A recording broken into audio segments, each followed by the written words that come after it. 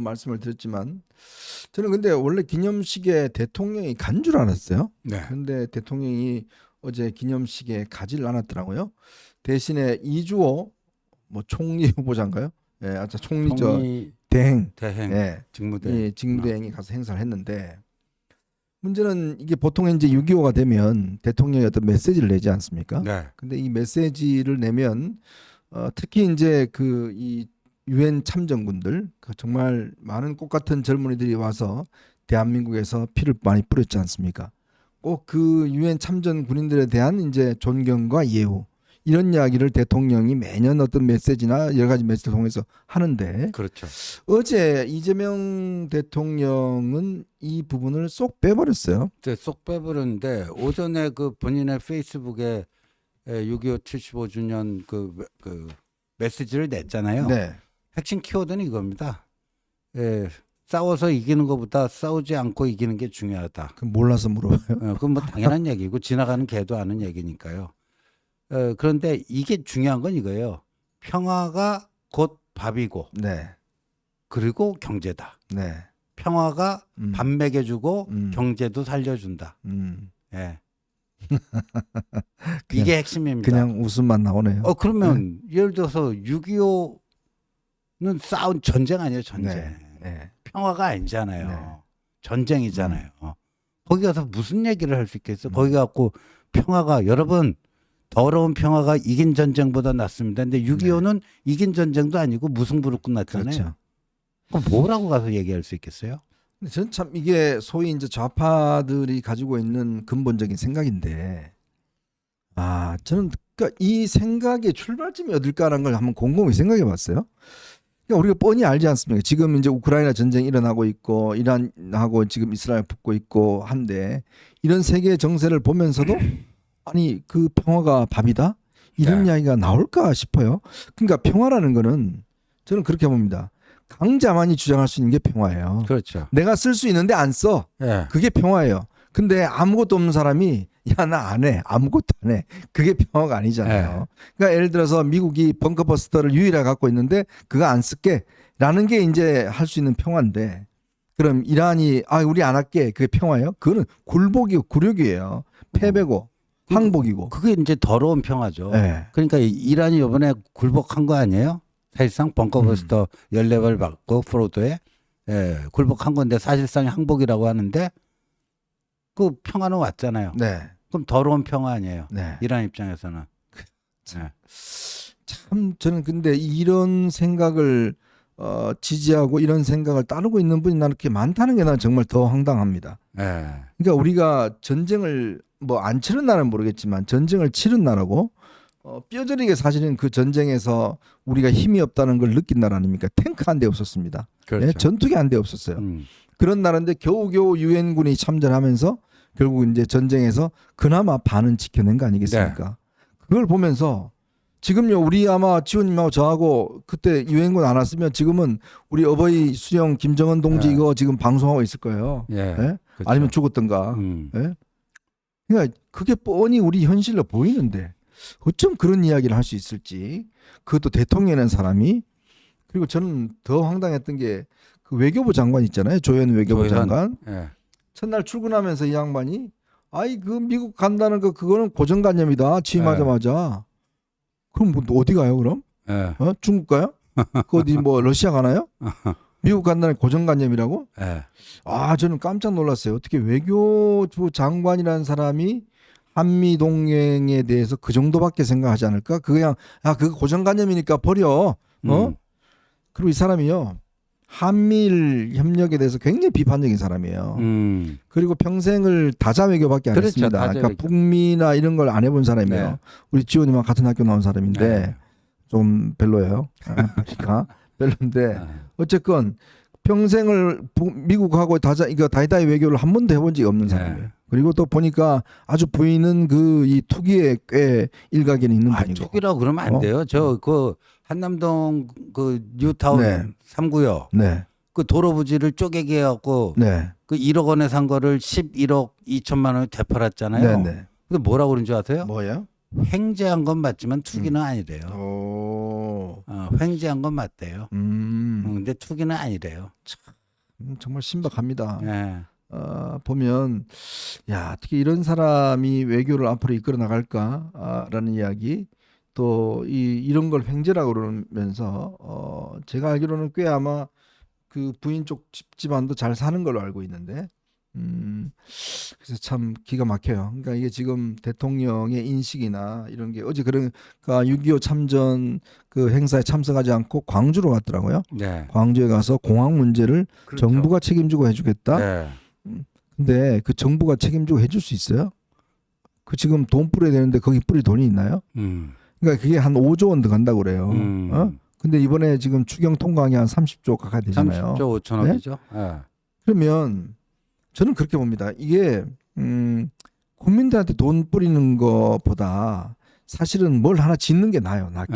그게 다 국민들의 어떤 나중에 경제에 도움이 된다 그러면 그렇죠. 진짜 경보수도를 하나 놓는 게 훨씬 더 나아요. 네. 왜냐면 그게 남잖아요. 그걸 통해서 사실은 고용을 유발할 수 있잖아요. 그렇죠. 그 지원님 저기 뭐야 4대강 얼마든지 아세요? 22조 들었어요. 22조 맞아요. 근데 22조 들었고 이번에 뿌리는 게 30조 들었잖아요. 네. 근데 막 그 공격하잖아요. 근데 그 22조 들여는 것 때문에 우리나라 건설업체들하고 일용직들하고 이런 분들이 굉장히 경제가 활성화됐습니다. 그리고요 건설 때문에. 요새 지방 그 건설 경기 완전히 죽었잖아요. 네. 수도권만 집값이 아파트값이 반짝하고 지방은 오히려 그 아파트값이 하락하면서 지방 건설업 경기 완전히 죽었거든요. 지방 큰 업체들 다 망했어요. 근데 그 4대강을 하면서요. 그 이제 한강 말고 저 금강이라든가 영산강이라든가 낙동강 있잖아요. 거기에 기본적인 공사는 그 지역에서 지역에서 했죠. 지역 업체. 예. 그런 거 보면 정말 저는 MB라는 사람이 그래도 이게 경제관념이나 그건 사업의 있었죠. 머리는 예. 있어요. 비즈니스 현장 감각은 아주 뛰어났죠. 예. 이게 그래 놓으니까 지방 건설업체들이 굉장히 활성화되고 네. 그게 이제 낙수 효과를 누린 거 아닙니까? 그렇죠. 거기 일하는 분들이 또 소비가 활성화되고 네. 그러면서 이게 경제가 그래도 좀 이렇게 활성화되는데 사실 이번에 이거 뿌려봤자요. 여러분들 이거 장사 잘 되는 집만 그냥 잘 되는 겁니다. 그렇죠. 그리고 대기업들 그 뭐 전자업체 이런 데만 좀 팔려요. 그러니까 이제 뿌린 만큼 뿌린 것에 얼마가 이제 이른바 소비 진작으로 돼서 경제 선순환 효과의 마중물이 될 것인가 하는데 30조를 뿌렸으면요. 적어도 뭐 7, 80%는 소비로 돌아가지고 그게 소비를 좀 일으키는 그러니까 케인즈 경제학의 핵심 키워드는 유효 수요를 창출하는 겁니다. 유효 수요 창출. 조금 어렵죠. 예. 이펙티브 디맨드 해갖고 이 실제 실효성 있는 수요를 만들어내야 돼요. 네. 그럼 돈은 뿌렸는데 지금 나오는 게 한 20%에서 많아야 40%가 소비로 투입될 것이다. 소비할 것이다. 그럼 30조 원 뿌리면은 반도 소비로 안 간다는 얘기 아니에요. 그렇죠. 예. 그러니까 이게 참 이재명이라는 사람이 대통령이 사실 좀 뿌려보는 거는 잘 뿌려봤는데 예. 이 경제를 살리는 거는 안 해본 사람이잖아요. 그렇죠. 네? 이제 그러다 보니 이게 지금 뭔가 이 여당의 어떤 경제 프레임이 지금요 집값이요 뭐 완전히 지금 엄청나게 오르고 있습니다. 서울 집값이. 그렇죠. 예. 자 이거 못 잡으면 큰일입니다. 이거 지금 뭐 돈 뿌려봤자 아무 소용 없어요. 이것뿐만 아니라 지금 주식이 너무 올라가는데 이것도 그래요. 지금 사실은 국내에 있는 업체나 기업들이 잘 돼서 올라가는 거 아니잖아요. 지금. 네, 저 500대 기업 다 지금 경기 질서 지수 하면 100 밑으로 나오면은 그 미래가 지금보다 안 좋다는 얘기 아니에요. 지금 94인가 이렇게 나온대요. 그러니까 그런데 주가는 올라가요. 네, 주가. 네. 그다음에 부동산도 저 수도권 부동산도 올라가고 그러니까 또 비투하잖아요, 젊은이들이. 이게 옛날에 일본하고 비슷하다면서요? 예? 일본. 아, 그 버블 꺼지기 전에. 그죠. 버블 예, 꺼지기 전에. 예. 그 일본의 그 버블도 부동산 버블이었거든요. 부동산하고 저기 주식하고 쌍끌이었어요. 근데 부동산이 더 셌었죠. 예. 제가 그래서 최근에 아주 경제 전문가 한 분을 만나니까 진짜 자기가 지금 굉장히 걱정하고 있는 게 바로 이 지점이라고 그러더라고요. 그러니까 경제가 실제로 좋아지지 않는데 주식이 올라가는 거. 그건 버블이에요. 네, 버블이죠. 네, 버블이. 그다음에 이 지금 이유 없이 지금 집값이 올라가는 거. 네. 이것도 이제 버블이라는 그렇죠. 거예요. 그러니까 이 두 개가 어느 시점에가 터진다는 거예요. 근데 우리나라가 가계 부채가 뇌관이거든요. 뇌관이죠. 예, 가계부채가 그 국가 채무 비율은 뭐 김민석이 또 20-30%그 헛소리했지만 네. 그건 아직도 뭐 50% 조금 안 되는데. 49% 이번에 네. 뿌리면. 네. 근데 가계부채는 그 이상이거든요. 네. 예, 가계부채는 GDP 100% 넘어섰어요. 예. 그러니까 참 이 오늘 뭐 조간 신문들에 보면 옛날 그 저 압구정로 가로수길 있잖아요. 완전히 뭐 텅텅 비었다면서요. 거기 자영업이 거의 고사 상태라고. 네. 예. 저는 뭐 가보진 않았는데 예. 거의 뭐 문 닫았고 글쎄요. 명동만 좀 요즘은 되고. 명동은 그래도 그 관광객들이 좀 오니까. 네. 예. 근데 그게 보니까 그런 것 같아요. 이게 큰 어떤 쇼핑몰이나 이게 중심에 있고 네. 그 관련된 게 있으면 좀 장사가 되고 그렇죠. 그런 게 없으면 장사가 안 돼요. 그러니까 그게 경제라는 게 그렇습니다. 어떤 옳은 게 그 경제라는 게 뭐 정의가 예를 들어서 뭐 이래 돼야 된다. 이게 정답이 아닙니다. 경제라는 거는 그 흘러가는 이 어떤 흐름들에서 타야 되는데 지금 보면 뭐 이 노동부 장관 후보자 같은 경우는 아예 그 저 양대 노총 회계 그거 다 폐지하겠다고 그러고 지금 뭐 저렇게 막 아주 돌발하고 있는데 글쎄 저는 참 걱정입니다. 이게 경제라는 게 한번 무너지고 안보도 사실은 한번 이렇게 삐끗해 버리면 상황이 좋지 않은데 지금 조금 너무 취임의 어떤 이 권력과 이게 좀 취해 있는 게 아닌가라는 저는 느낌 듭니다. 오늘 뭐 로스쿨도 뭐 사법고시 사실 부활한다든지 뭐 그런 이야기 하는 보면 이 사회적 혼란들이 꽤 있는 게 아닐까 하는 우려가 많이 듭니다. 참 이런 걱정거리와 함께 저희가 좀 세 가지 이슈로 오늘 좀 이야기를 해볼까 합니다. 오늘요 NBS 정기 여론조사가 나왔습니다. 근데 참 놀라운 게 있습니다. 국민의힘 지지율이 드디어 20%가 됐습니다. 간신 턱걸이 했네요. 올라간 게 아니고요. 간신히 내려갔습니다. 간신히 턱거리고 아마 내일 갤럽은 10%대 될 것 같아요. 요 갤럽보다 MBS가 조금 높거든요. 그렇죠. 근데 갤럽이 지난주에 21%였거든요.